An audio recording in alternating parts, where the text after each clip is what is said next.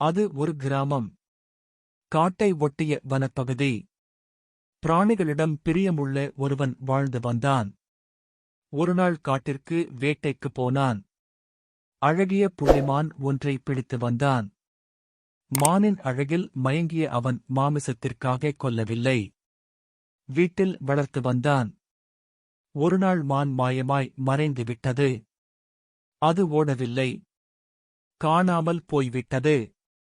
அவனுக்கோ ஆத்திரம். இந்த மானை யார் பிடித்து போயிருப்பார்கள்?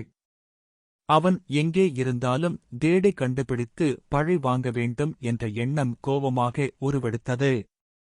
உடனே கடவுளை துதித்தான். கடவுளே, எனக்கு தரிசனம்தா. வந்தார் கடவுள். பக்தா, என்னை அழைத்ததின் காரணம் என்ன? கடவுள் கேட்டார்.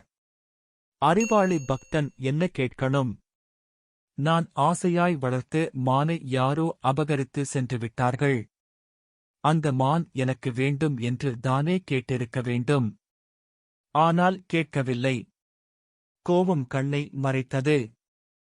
தெய்வமே, நான் ஆசையாய் ஒரு மான் வளர்த்தேன். அந்த மானை காணவில்லை. அந்த மானை திருடியவன் யாராக இருப்பினும் அவன் முன்னே வரவேண்டும். அவனை என் கோபம் தீர அடிக்க வேண்டும். இதுதான் பக்தன் கேட்ட வரம். வேண்டுவோருக்கு வேண்டும் வரம் தரும் கடவுள் பக்தனின் கோரிக்கைக்கு தயங்கினார். பக்தா, உன் மானை திருப்பி தருகிறேன். அது காணாமல் போனதற்கு காரணமானவர் யார் என்று கேட்காதே.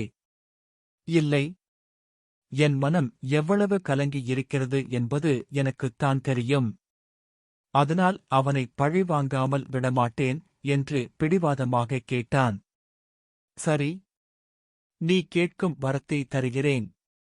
பின்னால் என் மீது வருத்தப்படக்கூடாது. வருத்தம் வராது. சரி, தந்தேன் வரம். உன் மானை திருடி சென்றவர் யாரோ அவர் உன் பின்னால் நிற்கிறார். தண்டித்துக்கொள். வரத்தை தந்த கடவுள் மறைந்துவிட்டார். பக்தன் திரும்பி பார்த்தான்.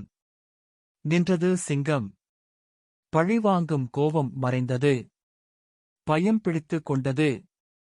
கை கால் எல்லாம் நடுங்கத் தொடங்கியது. கண்மண் தெரியாமல் ஓடத் தொடங்கினான். கடவுளே, என்னை காப்பாத்து. கடவுள் சிரித்தார். ஆத்திரகரனுக்கு புத்தி மட்டுதானே. அவன் கதை முடிந்தது. இங்கே அவன் அறிவு வேலை செய்யவில்லை. ஆத்திரம் கடைசியில் அழிவை தந்தது. சரி, எனக்கு தெரிந்த வரையில் நீங்க கோபக்காரர் இல்லை. சரிதானே?